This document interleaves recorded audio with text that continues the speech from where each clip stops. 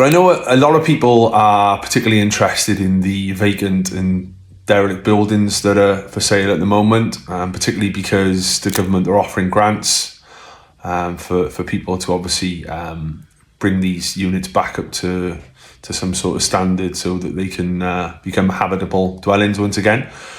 So those of you who don't know, you can qualify for 50 grand for a property that's been vacant for 2 or more years, and 70 grand for a derelict dwelling. So I just put this video together just to give people an indication of the things that they need to be looking out for when they're pulling together their costs for these units. I've been looking at a few myself and helping clients out to assess land values and constraints lately. So I thought it might be useful to share this information. Obviously, most people know these buildings are going to need to be brought up to building regulation standards. So you need to allow for not only the internal works required to make the property habitable, but it needs to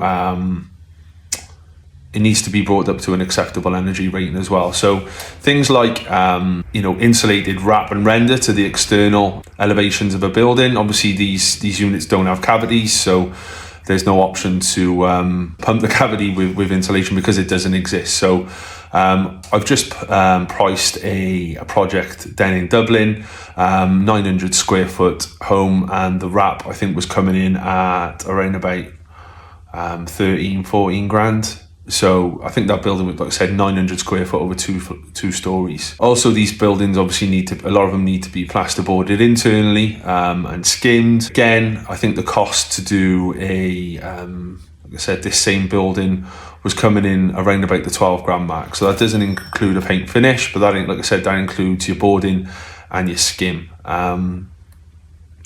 You'll need to obviously install a complete new electricity system.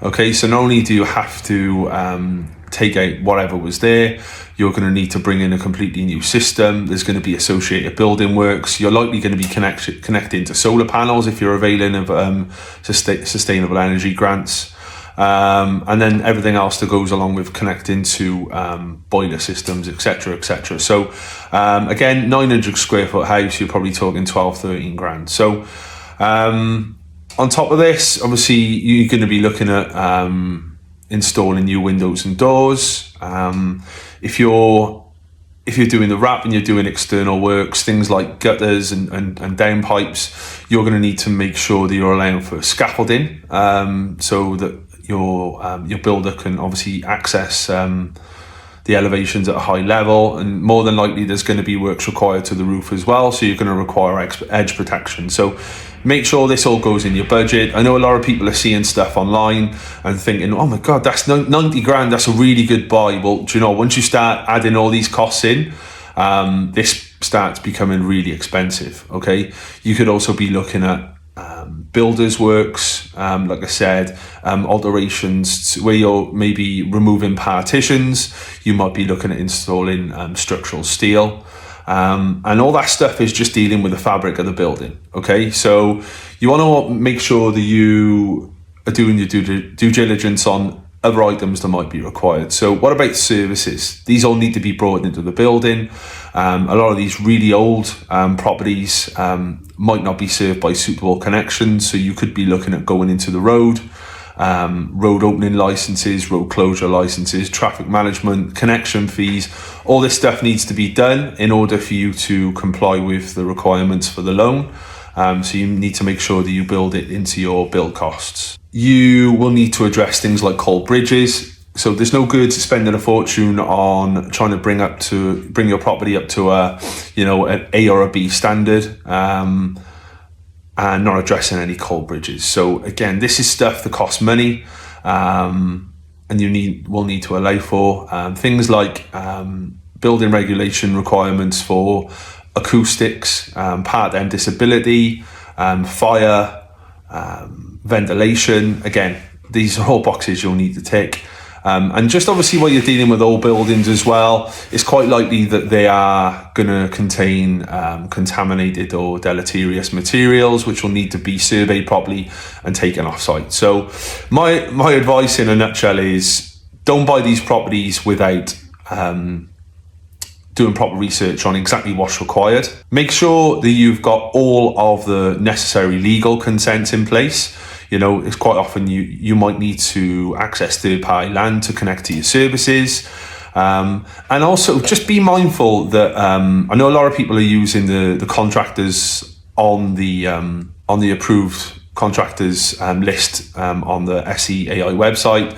From what I gather, these costs are coming in fairly high per square foot in comparison with other contractors not on the list. So I'm not necessarily saying they're taking the piss. What I would say is make sure you go out to local contractors in your area, get proper prices, get your surveys done, and give people proper information on which to base their price. Ideally, you want to be doing this stuff before you go and purchase the land. Okay. Just on that note, another benefit to the derelict homes is if you're looking to purchase, it may be in a rural location where you may have to qualify for local needs. It's actually an opportunity for you to go and qualify in these areas where you may not necessarily have been able to obtain a planning consent previously. And of course, in some locations, you can also extend these units up to 40 square meters. Okay, again, subject to you ticking all the other boxes relating to planning permission. But in theory, you should be able to extend these up to 40 square meters, and obviously make sure that's included in your costs. Okay, so yeah, that's kind of my thoughts on the vacant and derelict stuff. There are some deals to be done. There's a lot of off-market stuff out there as well that's yet to be resourced. So if you're interested in that type of stuff, get in touch. But yeah, make sure you cost everything in. Don't just think about the building fabric.